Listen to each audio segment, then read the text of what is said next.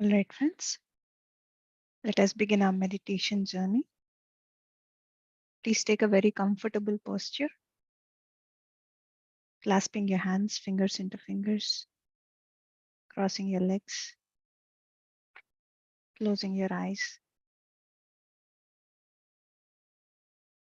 Let us all become aware of a breath that is traveling within us effortlessly and traveling outside effortlessly.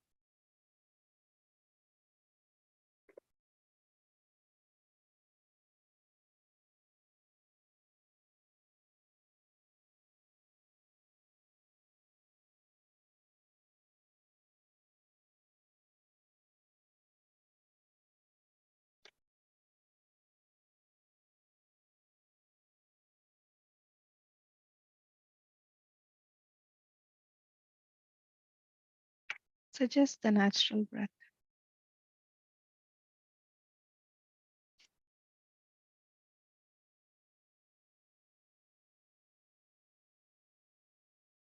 No thoughts whatsoever, friends.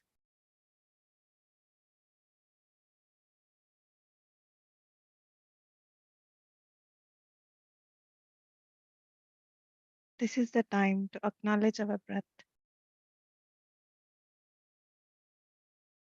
and enjoy the journey with the breath.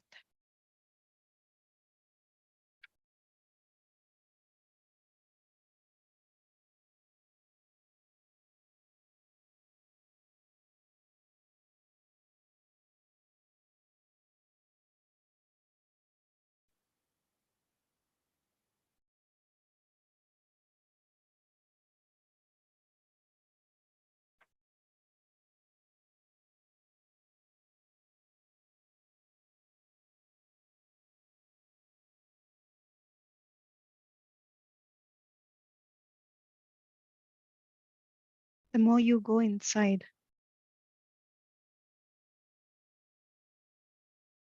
the better you can surrender to your own self, surrender to that divinity that you carry within.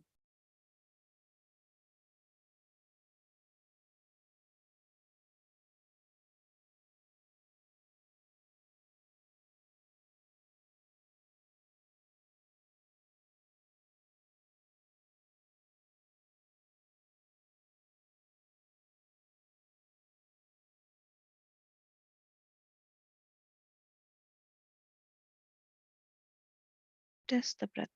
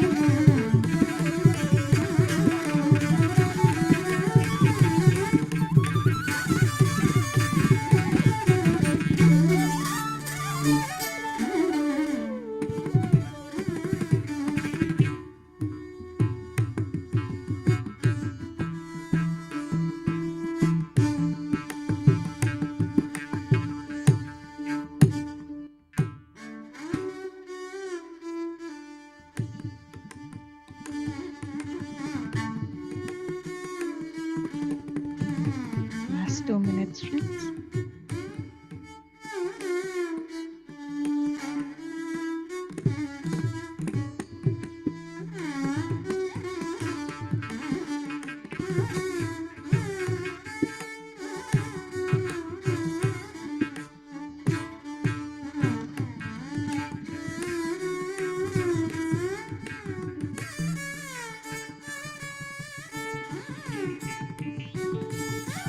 Last 1 minute.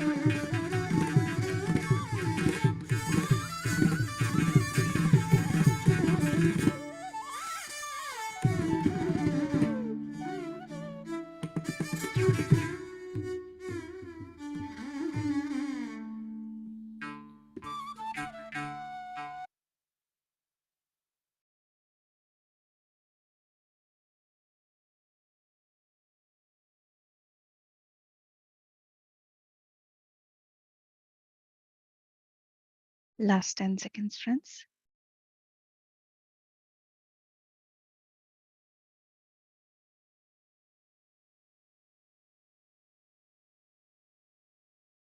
Those who wish to continue being in the meditative state, please continue.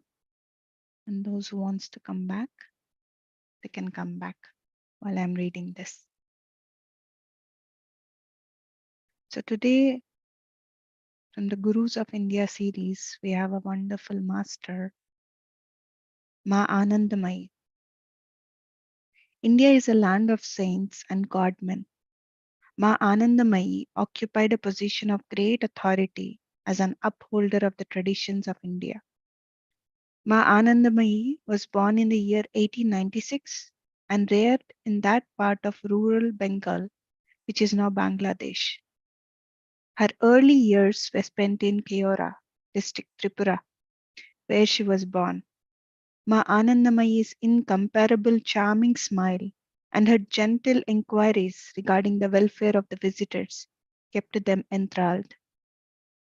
Ma greeted all such chance-met strangers in her own inimitable style of familiarity, which at once overcame all barriers of language, creed, or social status. Nirmala Sundari was born to Mokshada Devi and Bipin Bihari on 30th April 1896 in Kayora, district of rural Bengal, which is now in Bangladesh, who later became well known as Sri Ma Anandamayi. One day, Mokshada Devi saw an extraordinary looking person with an air of luminosity about him, approached the playful infant who was about 10 months old at this time and squat in front of her as if paying homage. Glancing at the mother, he said, "You have a very special child. You will not make an ordinary housewife of her. She is the mother. She belongs to the world." Nirmala was a very friendly child. She would readily render whatever service she was capable of to whosoever was in need of it. She fetched and carried for all neighbors as well as her own family. She was uniformly good tempered, never gave any trouble to anybody. The little girl found anything and everything a source of delight. One night, a portion of the thatched roof blew away in a sudden storm. The inmates took shelter under what remained of the roof. Nirmala clapped her hands and laughed aloud. "Ma, Ma, we can see the stars from here. The outside and inside have become one. What fun!" Nirmala attended a private school for a while. She would not go every day because some days she would be helping her mother with the children, and sometimes her mother could not find a suitable escort for her. Even so, the teacher always found her keeping up easily with the class. So much that after a visit by the inspector of the schools, she and two other regular bright girls of the class were promoted to the lower primary school. What was really extraordinary about little Nirmala was a sudden change from the ordinary playful child into an extraordinary ethereal being. In the midst of some mundane activity, she would suddenly seem not to be with her playmates or with her elders. Her expression was always serene and beautiful, would be as if shot, was, shot with an inner luminosity. How did they behave with the child after they had seen her as an ethereal being with a spark of divinity in her? The same people hastened to recall her, as it were, to their stratum of life. They would seek to draw her attention toward play and make her talk and laugh in her usual way. Later in life, when Sri Ma was questioned on these recollections of her family and neighbors, she said, "You are using the words ordinary and extraordinary, but to me, there is no difference. It's like the blinking of the eye,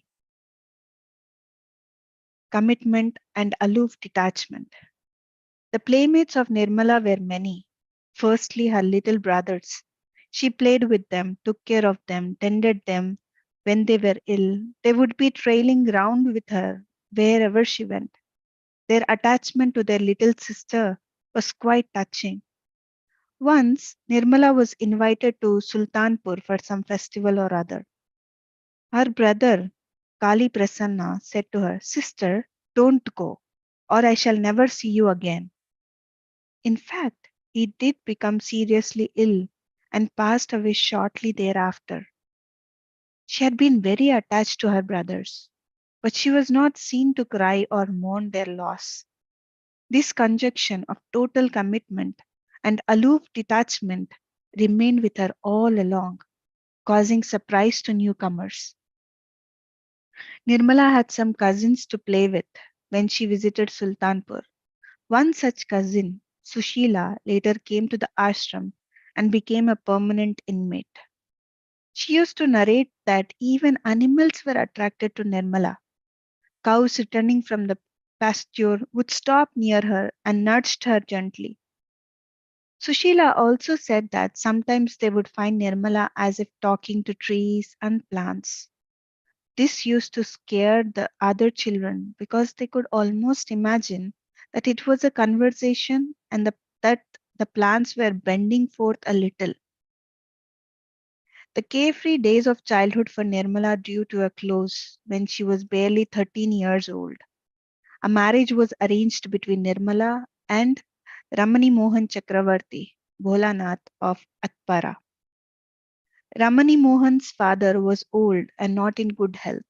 His eldest son-in-law, Sita Nath Kushari, on his behalf came to see Nirmala in Kiora and to finalize the arrangements. He also headed the bridegroom's party when they arrived for the ceremony on 7th February 1909. The entire village of Kiora participated in the festivities. At the time of ceremony, Lakshmi Charan Bhattacharya, one of the elders, said to the bridegroom, "Son, you don't know what a treasure you are taking home today." After being married to Nirmala, Ramani Mohan could not continue in his job. He remained without one for some time. He left his village and went to Dhaka to look for work. In Dhaka, he stayed with his sister and her husband Rajendra Kushari during something or other till he found a permanent job as law clerk in the settlement department of the estates of the Nawab of Dhaka at Ashtagram in 1913, after almost 4 years of his marriage. Bholanath visited Vidyakut for the first time after his marriage. He himself brought Sri Ma to their new rented suite of rooms in Ashtagram. Sri Ma and Bholanath came to Ashtagram in the year 1934 from Vidyakut. They occupied rooms in the big house of Jai Shankar Sen. Now, the spiritual experiences. Bholanath's fellow worker Madhu Babu and a friend Kshetro Mohan, along with their families, lived in the same house. All these people were eyewitnessing of the beginnings of the display of the sattvic bhavas, which manifested themselves on Sri Ma's body. There is an aura of luminosity around Sri Ma, which is extraordinary. She was like a glowing flame inside a lantern. Very soon, all the neighboring women developed an admiration for Sri Ma's neat and clean rooms, a high standard of cooking skill, and her exemplary spirit of service towards Bholanath. Sri Ma's propensity towards identifying with the elements became more marked. But as before, the eyewitnesses mistook the states for a sudden onslaught of sleep or just absent mindedness. There was a large lake in Ashtagram. During the rainy season, it seemed almost like the ocean because the other shore became invisible. One day, Bholanath and some of his friends and their wives went out on a boating expedition. Shrima recalls, "I had never before seen the ocean. The huge expanse of water seemed my own self. I felt a kayala, whim or sudden impulse towards integrating with it. Sometimes these sudden spurts of movement towards boundlessness became visible to onlookers like flashes of light, lest people should see me in this state now. I covered myself with my wrapper and lay down in the bottom of the boat." Madhubabu, who had noted this, said, "Thakurun," which is madam, "madam is sleepy." Someone from the audience asked, "Why did such transnatural thing happen?" Shrima answered with a smile, "For this body, there is no distinction between what you call natural and that which would be considered transnatural." Bholanath also took his turn, and a kirtan was arranged in the courtyard. Shrima sat with the wife of Madhubabu, who was ill at the time. Shrima recalled, "I was sitting on her cot and watching the kirtan party through the gaps in the fencing. Suddenly, I saw the whole house illuminated by a bright light, and this body at the center of the kirtan mingling in with the effulgence and the joyousness.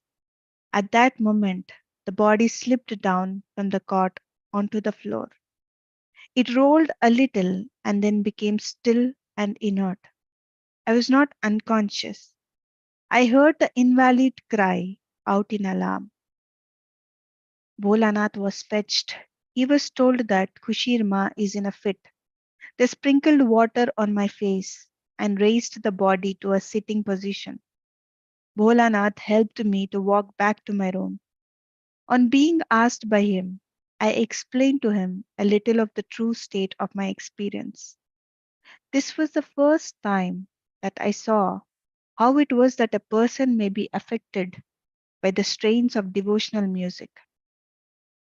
The entire village was affected by the atmosphere of spiritual influence. But Shrima herself diffused, as always, any attempt to raise her above the ordinary. She was again the same friendly young girl, not claiming any special recognition for her state of samadhi. There was a person in Ashtagram who had the distinction of penetrating the veil of anonymity with which Shrima surrounded herself.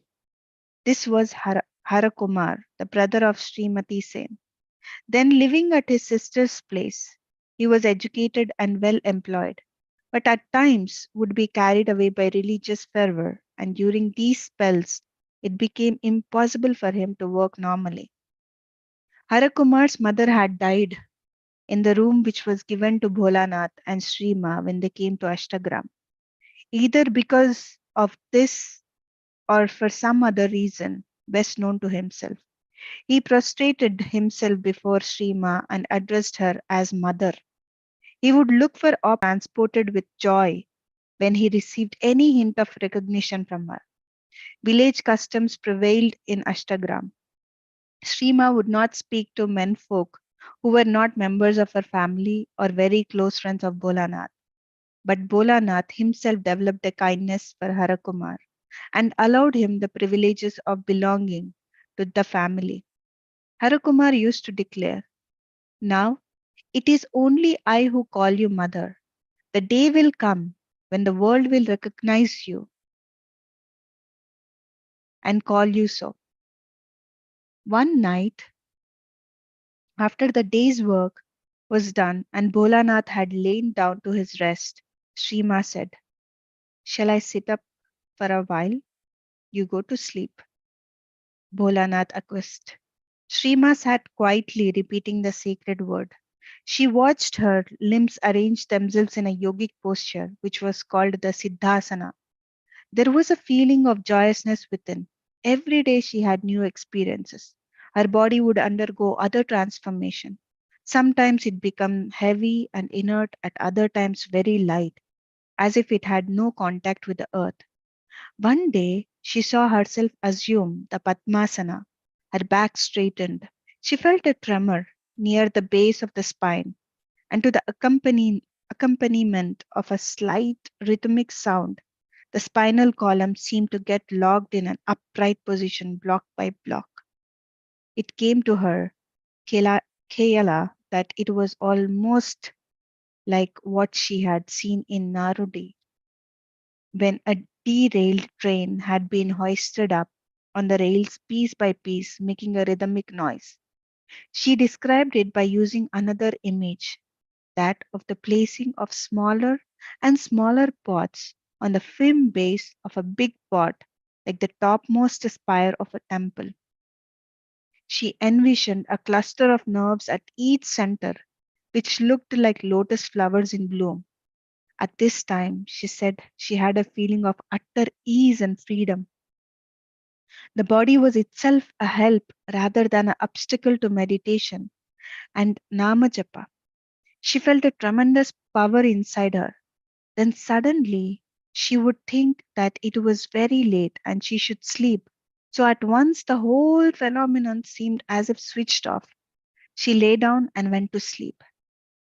Sri Ma from time to time has described many such experiences, which in their range and variety defy an exhaustive compilation. Moreover, she has said that she has not disclosed even 1/100th of the entirety of her spiritual adventures. It is, however, clear from the description that she was aware of what was taking place, and she was also not helplessly given over to the surging tides of the spiritual Leela of Shakti. After a stay of almost 4 years at Ashtagram, Bholanath was transferred to Bajitpur.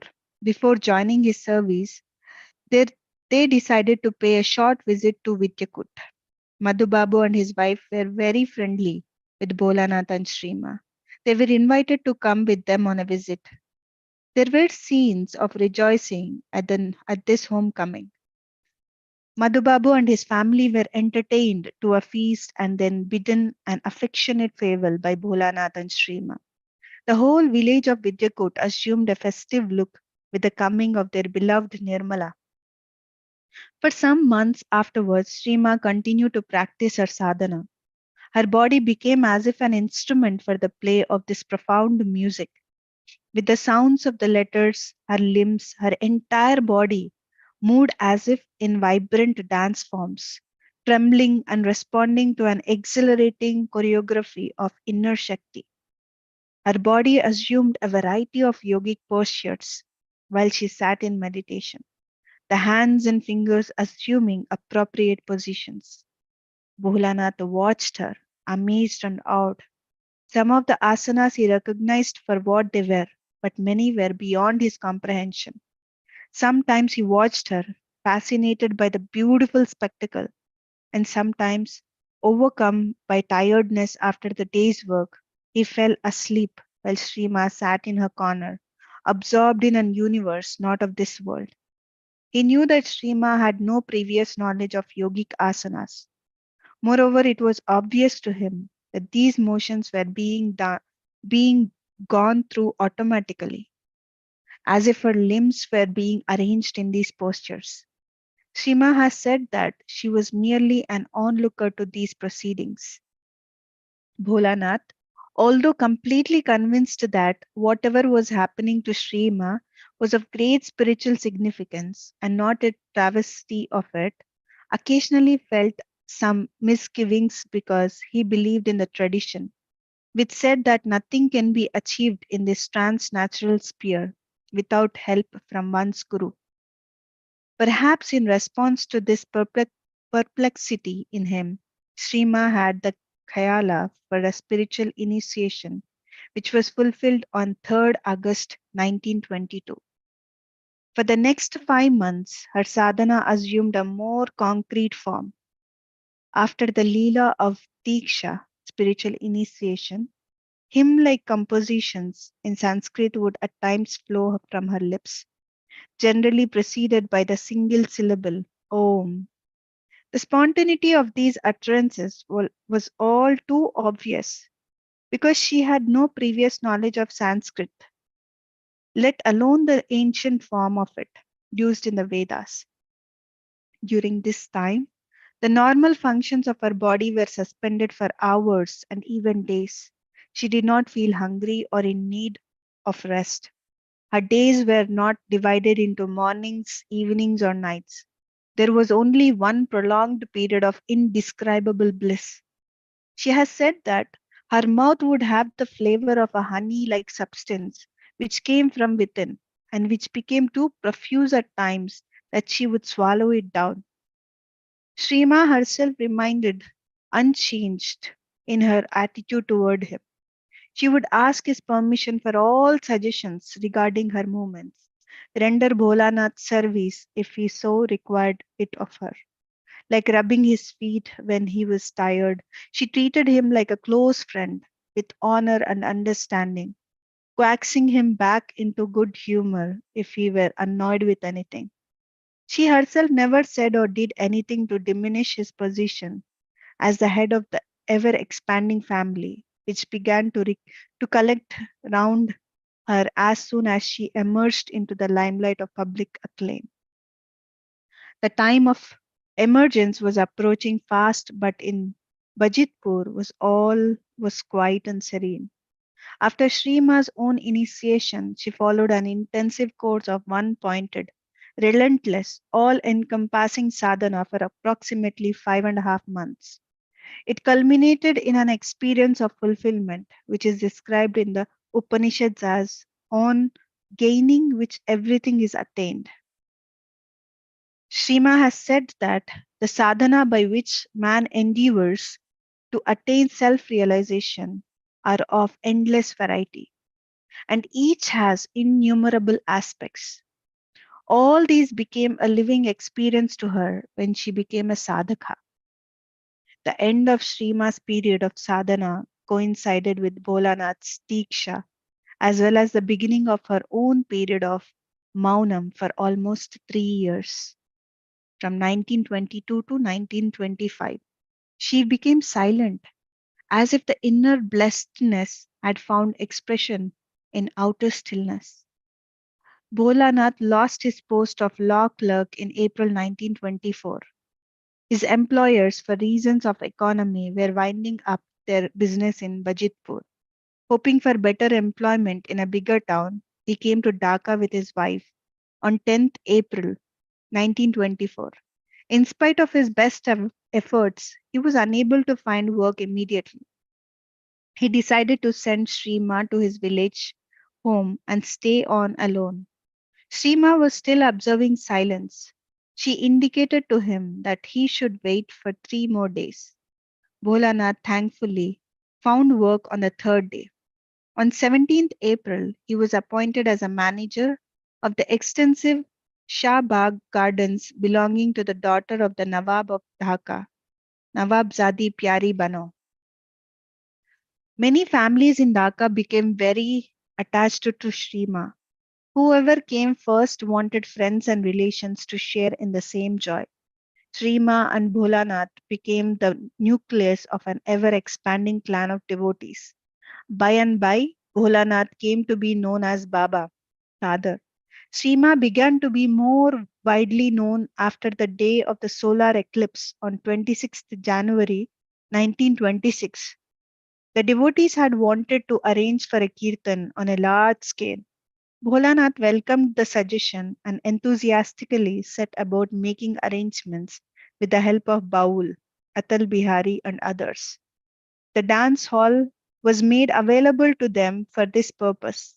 A large number of people were invited. Everyone who came to the kirtan would partake of the prasada, which is a sacred meal at night.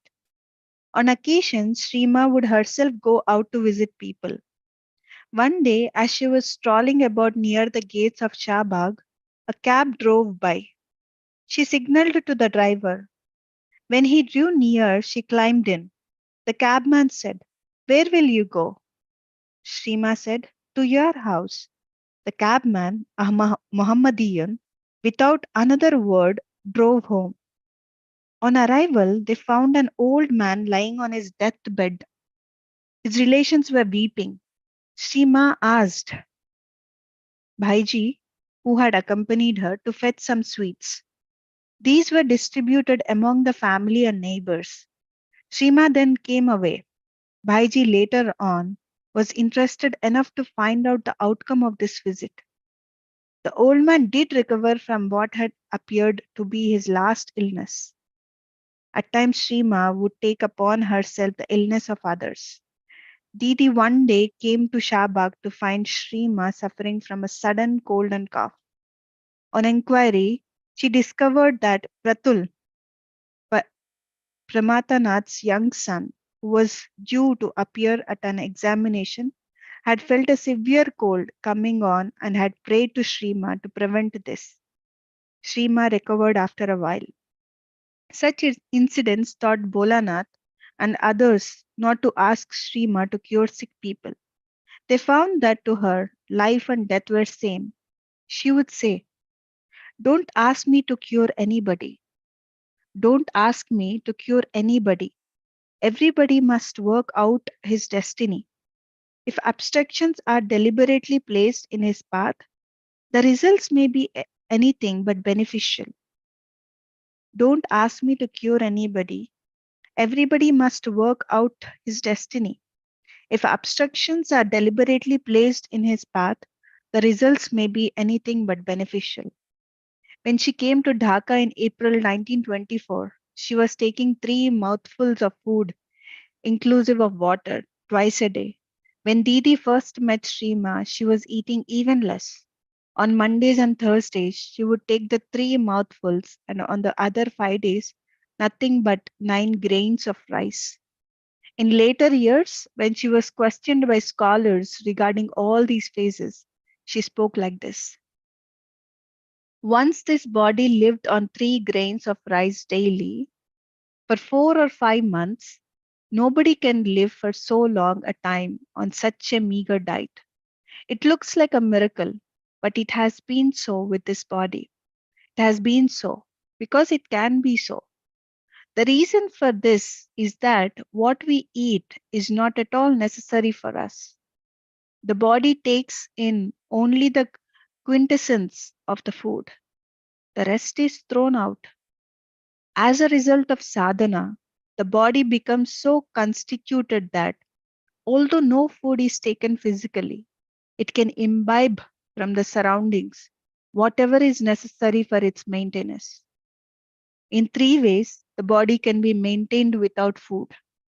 One way has just been referred to, namely, that the body can take from the environment the necessary nourishment. Secondly, it can live on air alone. But I have just said that everything exists in all things, so that the properties of all things are in the air in some measure. Therefore, by taking in air alone, we get the essence of other things. Again, it may so happen that the body is not taking anything at all, yet it is being maintained unimpaired as in a state of samadhi. Thus, you find that as a consequence of sadhana, it is quite possible to live without what we call food. On odd occasions, Shrima could consume large quantities of food also. Didi relates that once acceding to a request that she should eat more, she began to swallow the food given to her at double her normal rate. She remarked to Didi, "You are not quick enough. Call somebody else to help you." But even two people could not keep pace with her speed of eating. The man who had made the request was now thoroughly frightened. He now prayed to her to desist. Shrima spoke plaintively. "First you ask me to eat, but no sooner do I start than you tell me to stop. Now what am I to do?" Pran Gopal Mukhopadhyaya, after his retirement, had planned to settle in Deoghar to be near the ashram of his guru, Sri Balananda Brahmachari Maharaj. In answer to his repeated invitations, Shrima undertook a journey to Deoghar sometime in May 1926. Shrima and Bholanath, accompanied by Shashanka Mohan, Didi, Atal Bihari and his wife, and a few others, set out for Deoghar via Calcutta. This was Srima's first visit to the capital of undivided Bengal. On their return to Calcutta, they put up at Surendra Mohan Mukherjee's place. Had not seen Shrima before, but had agreed to receive the party as guests. This was the beginning of a long association and also a pattern of coming together, which was repeated many times. Ma and Bholanath sometimes visited the neighboring villages and township at the invitation of their friends and devotees. In the first week of April 1927, Shrima, Bholanath, and a big party left Dhaka to attend the Purna Kumbha at Haridwar. One evening in July 1927, Shrima, of her own accord, visited a number of houses in the town. From her manner, Didi, her father, Bhaiji, and others apprehended that these were farewell visits and that she would be leaving Dhaka again. This promotion turned out to be true. Next day, Shrima and Bholanath had left before any one of the devotees had come to Shahbag. Shrima visited Narayanganj, Rajshahi, Calcutta, Deoghar, and Vindhyachala. It was her first visit to the hilltop resort, which subsequently became one of her major halting stations. She returned to Dhaka, but very soon was on the move again, this time to her village homes, Vidyakut and Kiora. She came to Kiora on 3rd August 1927, accompanied by a big crowd of devotees who wished to see her in her place of birth. Sri Ma's birthday was celebrated with elaborate arrangements as Siddheshwari by the devotees. Bholanath performed the Tithi Puja. This was the second puja. The first had been celebrated in Shahbag in the year 1927. The rented house was given up as it was not too conveniently placed. Another house, Uttama Kutir, was rented for Sri Ma and Bholanath. All devotees were trying hard to acquire a piece of land on which they could build an ashram so that Sri Ma and Bholanath would be ensured of a suitable place of residence. Sri Ma, in the meantime, had been traveling almost ceaselessly. She would come to Dhaka for a few days and then leave for distant towns. In late 1928, she came to Varanasi. During this visit, she met Mahapadhyaya Sri Gopinath Kaviraj, who was at the time the principal of Queen's College, which is now the Sampurnananda University of Sanskrit. From morning till night, there would be constant stream of men and women passing in and out of the house where Srima and Bholanath were staying.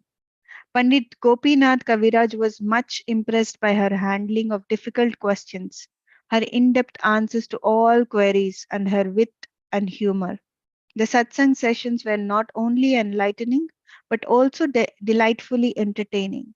This was the beginning of Srima's talks. The pattern of questions from the audience and Srima's answers to them became a regular feature of her sojourn in any town. She never spoke at length, like an oration, nor did she volunteer to speak unasked. Her utter silence in the midst of a crowd was no less remarkable than the hours of untiring replies to unending questions. In 1930, Sri Ma and Bholanath, accompanied by Shashanka Mohan, Didi, Yogesh, Ashu, and a few others, started on a tour of South India. This was Sri Ma's first visit to the South. The party returned to Vindhyachala in October, a small building on top of the Ashtabhuja hills, and had been purchased by Shashanka Mohan. This may be called the third ashram dedicated to Sri Ma's service. With her presence, the lonely surroundings came to life. Devotees arrived from nearby Varanasi. For a few days, all was joy and festivity. Sri Ma continued to travel. She went to Jamshedpur and then to Calcutta. In the evening, Shrima would stroll in the extensive green fields of the polo grounds surrounding the ashram. There was always a crowd round her. One day, one gentleman said, "You were lying in a state of samadhi. You were evidently in communion with God. Now you have to descend to our level to talk to us for our benefit." Shrima replied, smiled and replied, "Are you apart from God? I do not feel any ascending or descending. To me, it is all the same. Only the bodily reactions are different." Now, visit to Raipur and Dehradun.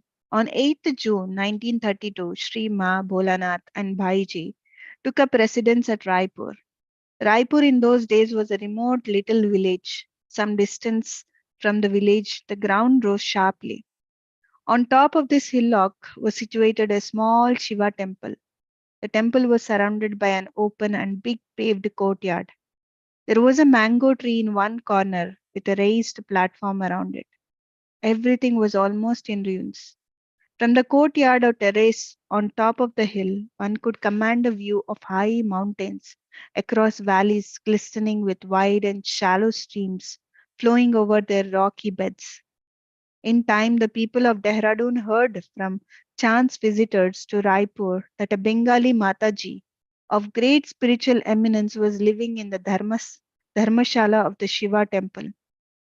A few venturesome spirits made the journey of 4.5 miles through dense jungle and over shallow streams or dry river beds to Raipur to have darshan of Shrima.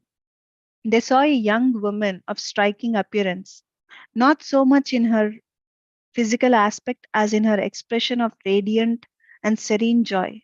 Bholanath received the visitors and made them welcome. He introduced Bhaiji as a spiritual son, Dharmaputra.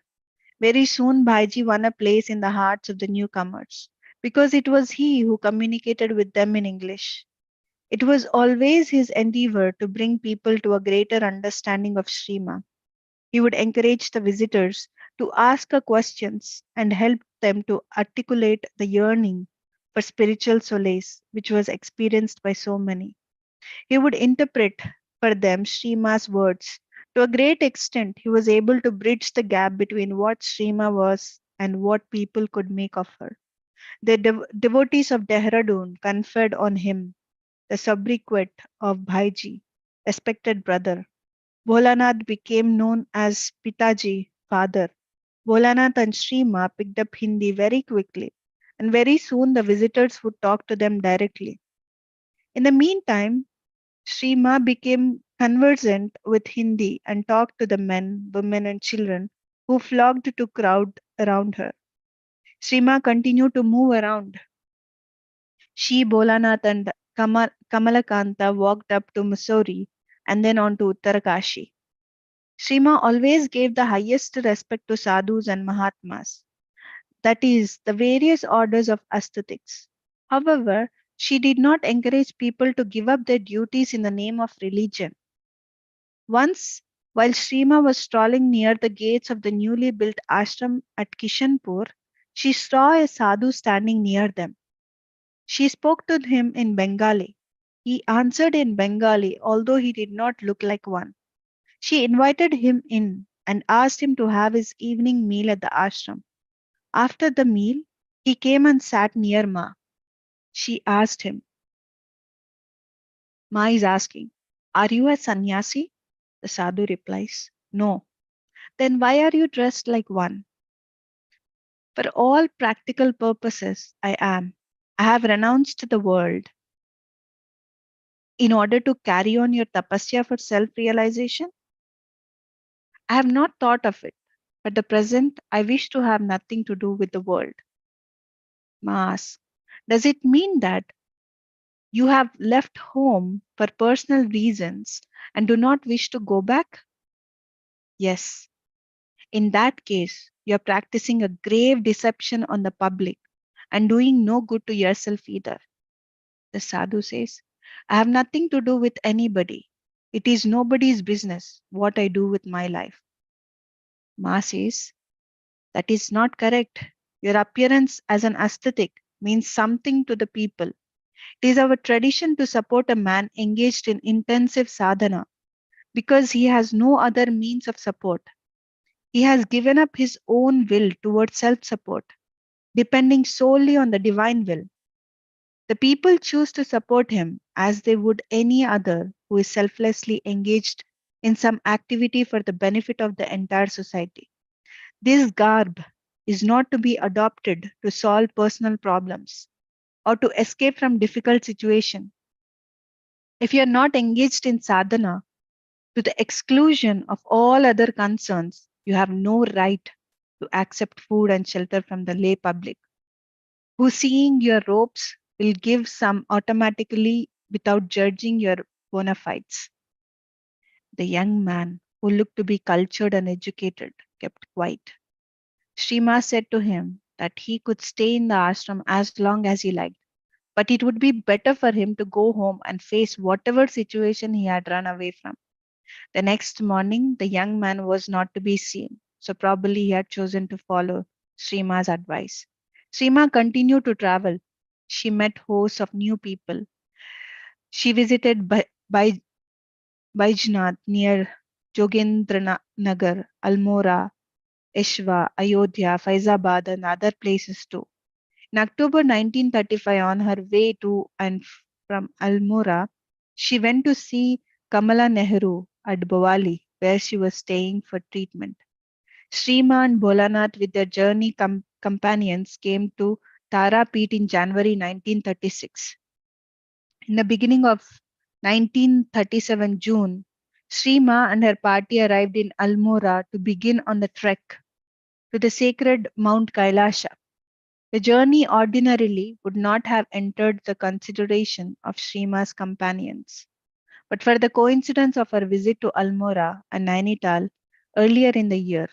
Many young people from the villages and townships in the Himalayas came to Almora for their studies. Some of these students had become very attached to Shrima and Bolanath. One such student, a married young woman, Parvati, was specially devoted and had broached the idea of a journey to Kailasha, promising to guide them on the way since her own home was not distant from the holy mountain. At that time, Kailasha, 22,000 feet above sea level, was still accessible from India. It is approximately 240 miles from Almora. Kailasha itself towers over the most sacred lake, Manas Sarovar, approximately 15,000 feet. The details of this remarkable journey, made especially memorable for the devotees by the event of Bhaiji's death at the end of it, have been preserved in Didi's diary. A few experts from the Didi's diary. Mata sat on a rock and sang a few lines of an old Bengali song which begins, let us go back to our home. Was she saying that Mount Kailasha was home to her? These words in Ma's voice evoked in one an indescribable joy, even without Ma's presence to increase the effect 1,000 times. The majestic grandeur of these mountains is overwhelming. This panorama of high mountain ranges exercises such a strange attraction that I am sure every pilgrim is gripped by a feeling of homecoming. The world left behind seems shadowy and unreal. Here, one knows the meaning of peace and tranquility. Father and Bhaiji are not too well. The air is so thin that all of us are suffering from varying degrees of breathlessness. Tomorrow, we are to cross Lipu, a climb up to 17,000 feet and to descend to 16,000 feet to Takatla- Takatlakote. We have heard fearful stories of this part of the journey. It is too late to think of the hazards now. Besides, Ma is with us. Nothing can go wrong. In spite of many drawbacks, all of us are under the magic spell of the Himalayas. We feel an uplifting of the spirit and an inner joy quite unrelated to our physical condition. Ma, like the others, had no previous experience of climbing to this height, but with amazing forethought, she had made me bring the exact items which we need so useful now, like camphor, lemon pickles, etc. It is a constant source of surprise to me as to how she can anticipate our needs and provide for them. She herself seems her usual self, very much at home in these, to us, novel surroundings. Father is suffering a little from breathlessness. Ma persuaded him to sit in her dandi while she rode his pony. We quite suddenly got a glimpse of the Manas Sarovar. The immense sheet of water was the color of the blue sky overhead. The two blues merging together at the horizon made us feel as if we had stepped into a world where sky and earth were one, an unforgettable experience. As I sit and write, I can see swans of many colors gracefully riding the rippling waves of the lake. The encircling August mountains are crested by the silver dome of the sacred mountain, truly the preceding deity of this beautiful scene. Ma has spent most of the day near the shore of the lake. Today, we start on the parikrama. It is now snowing quite often, a novel experience for us. We have to climb another 2,500 feet to reach Gauri Kund, which is 18,000 feet. By Ma's grace and Bholanath's unfailing encouragement, we have indeed accomplished a most difficult pilgrimage. I can only say that it is not at all surprising that people from all over our country come to this site, for it is truly a most fulfilling experience. Passing away of Bhaiji. The return journey in a way was more difficult than the ascent. Bhaiji especially was very quiet and seemed not to be too well. From Taklakote, the path ascended to the pass and was negotiated with some difficulty. After crossing Lipu, They were on easier ground. Kirbyang was reached on Tuesday, July 20th. Baiji's condition fluctuated. One day, while the attendants and the visitors were sitting in a dejected group round Baiji's bed, they were startled by the most unexpected sound of Srima's ringing joyous laughter. It is impossible to describe Srima's attahasa, a reverberating peal of sound which sets at naught all expressions of human predicaments, divine laughter in the face of human tragedy. Baiji knew he was dying. Shrima sat quietly by the bedside of the patient, occasionally wiping his forehead with a cool cloth. Baiji spoke aloud a few names of God and then just went on repeating, Ma, Ma, Ma. After a short period of silence, he suddenly remarked, How beautiful! Then, again, in a tone of a great conviction, he said, There is one only, there is not except the one. A few minutes before his death, he was alone with Shrima for a minute or so. When Didi and the others came into his room, he said in a clear voice and in a very calm and composed manner, Ma has asked me to sleep now. I shall go to sleep. He breathed his last soon after at 3:30 p.m. on 17th August 1937. On 13th April 1938, the final day of the Kumbh, Bholanath, accompanied by a great crowd of devotees, went to Brahmakund for the ceremony of the bath. On the occasion of Holi in Haridwar, the crowd of devotees was in a festive mood. They wanted to take photographs of Sri Ma and also of Bholanath. At the conclusion of the Kumbh, the pilgrims are always in a great hurry to leave, creating difficulties with traveling arrangements. Bholanath stayed back to escort all those who had come to be near Srima and traveled with them to Dehradun by bus. He returned again to Haridwar on 24th April to attend the sannyasa ceremony of Didi's uncle Kunjamohan. Bholanath was feeling indisposed but did not regard it seriously. Srima said to Didi, Bholanath is going to be very seriously ill. Didi, alarmed at these words, wished to persuade Bholanath not to undertake the trip. But Shrima said again, You may try, but he will insist on going, and the illness is also inevitable. Bholanath returned from Haridwar with high fever and complaining of pain in the stomach. The fever persisted. Doctors diagnosed as chickenpox. Shrima said quietly to Didi, It does not appear to me to be chickenpox. You see, diseases also reveal themselves to me just like persons. The personification seen by me, I have heard described by all of you as being much more fearful than chickenpox. Sitting by his beside on the last day of his life, Srima asked him, Are you in great pain? Bholanath answered that he was, but that he could not quite locate where the pain was. His entire body was under the influence of the dreadful disease, and his suffering was great. He was lying on his side, facing Shrima. She got up and was seen to pass her hands over his entire body from head to toe, thrice. She was also seen to perform some kriyas with her hands. She sat in her seat once more. Bholanath seemed to relax. In answer to a question, he said he did not feel any pain anymore, and that he was quite at ease. Since the beginning of the illness, this was the first time he was at peace. Everyone heard his murmur quite clearly, Ananda, Ananda. Sometime later, he said, I'm going. Srima responded by saying, Why do you think so? There are no comings and goings, but just the one totality of being in which there is no scope for any separation. Bolanath seemed to agree and said quietly, Yes, so you have always said. Shima's hand was on Bolanath's head when he breathed his last on the night of 7th May 1938.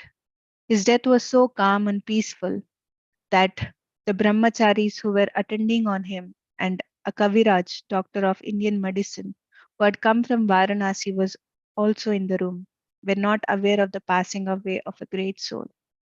In the last week of April 1943, traveling thoroughly Bareilly and Haldwani, Srima came to Almora.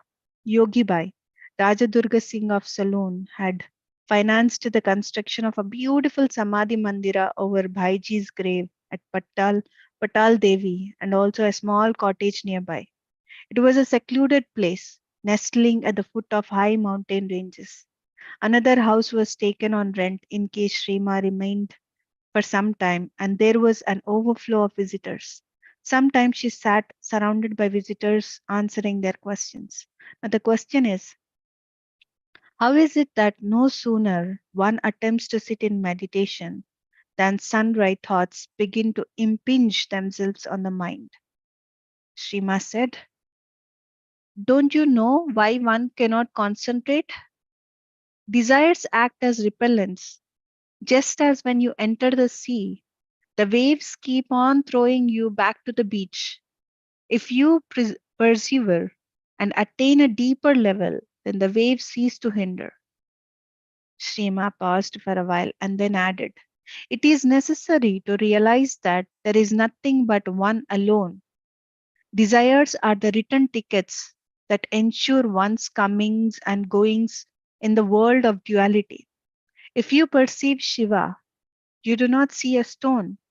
And if you see a stone, you do not perceive Shiva. Further, just as he is known by the name Shiva, he and no other is indicated by the word stone. Neither can be extraneous since all expressions and manifestation are his only.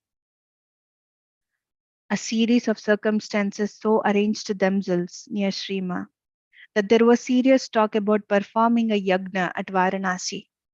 One devotee promised the supply of firewood and other the ghee for the purpose. The war had just ended. Conditions regarding food and other necessities were far from normal. A temporary building came up in the middle of the courtyard of the ashram. Nepal Chandra Chakravarti was chosen as the main priest for the yagna. The yagna continued for 3 years, finishing on 14th January 1950. The best years for the new ashram at Varanasi began with the concluding function, Purnahuti, of the Akhanda Mahayagna on 14th January 1950. Around 5,000 devotees from all corners of India flocked to Varanasi. The concourse of ordinary people mingled with the princely families from the independent states of India. Above all, the Mammoth gathering came in touch with eminent sadhus and mahatmas, some of them from the remote retreats in the Himalayas. This splendid function brought the family of devotees together in an unprecedented manner. The need for a central body or committee was felt keenly, which resulted in the creation of the Sri Anandamayi Sangha in the year 1950. Later, a quarterly magazine called Varta came into being in 1952. In order that news about Srima's travels and other information could reach all concerned. Ma's last days. By the 70s, Shrima was fully recognized as a uniquely attractive personality of great spiritual power. People waited hours just to get a glimpse of her. They formed long queues to be able to approach her, perhaps to exchange a few words or make a little offering of flowers. That Shrima, during the years 1981 to 82, adopted a one track course toward the final dissolution of ties becomes very clear when we examine the concurrence of events as they unfolded during this time. Srima's last positive Khayala was for the celebration of At- Atirudra Yagna at Kankal. This was symbolic in many ways. At, as with all other manifestation of Shakti in Srima, the beginning of the yagna also originated in a very unobstructive manner. Some of the young women companions of Srima happened to be watching the performance of yagna being performed by one of her devotees. Srima always gave greatest heed to the requests of Mahatmas.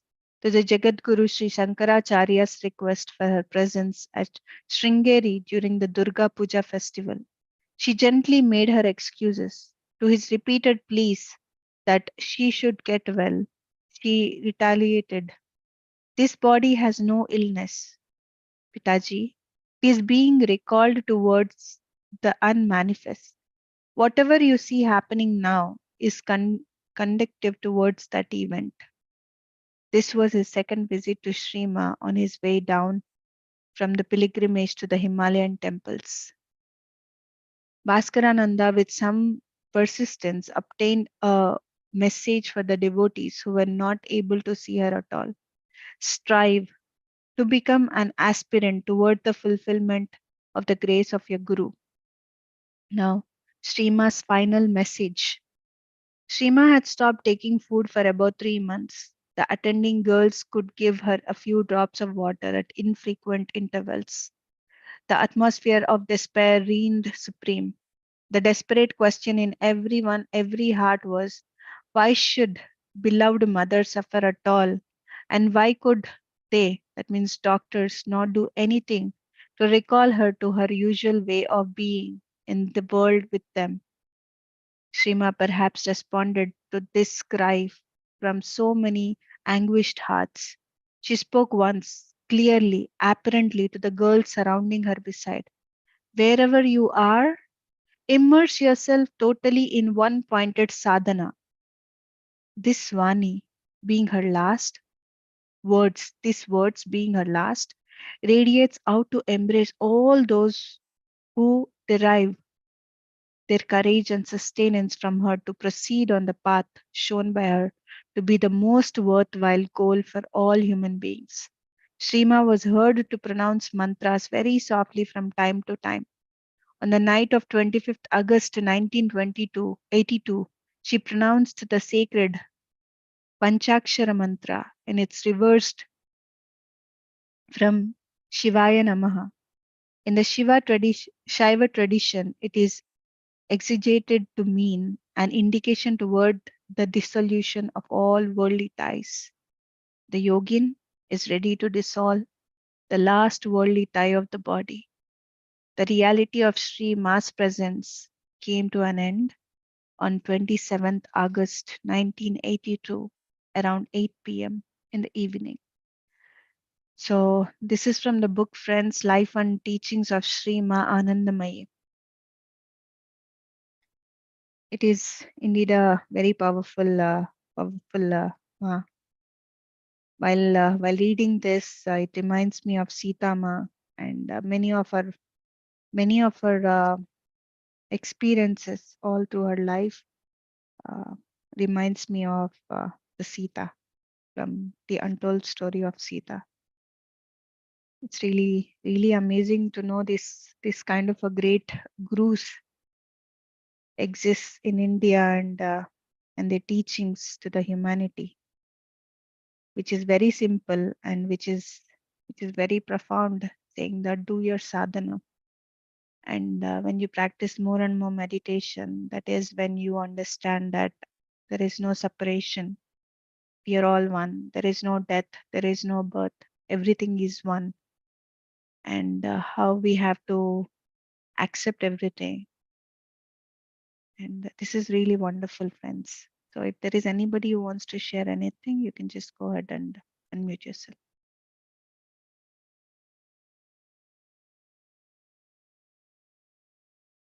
Or if you have simply enjoyed, that is also fine.